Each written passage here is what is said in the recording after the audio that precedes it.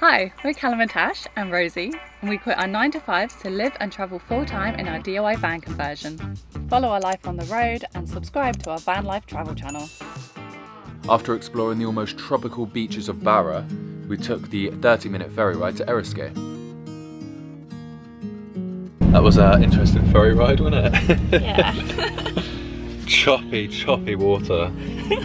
We were just like back and forth, and you just saw like waves splashing up against the window. I was worried about the van. Yeah. And Rosie. And we had our water out down as well, and it was just like... Yeah, seems fine though. Obviously it was such a short journey, so it's such a small ferry, but with like choppy waters, you're just like, can it handle it? But obviously we're here. We're now on Eriskay, which is cool.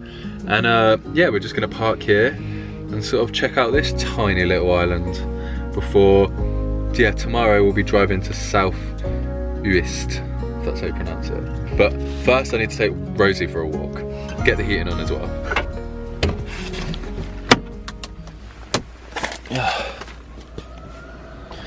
Still an absolute mess. Everything's wet. Yeah, wet and sandy.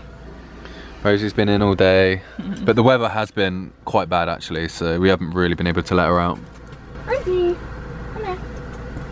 I'll let you out. I'll let her out now. Putting my wet sandy boots back on, but I've got waterproof socks, so because we're going to the beach again and it keeps raining on and off, so we're just gonna ruin all our shoes. I'm doing the same thing. I've got my sealskin waterproof socks, and I'm gonna put my soaking wet boots on. They are so wet.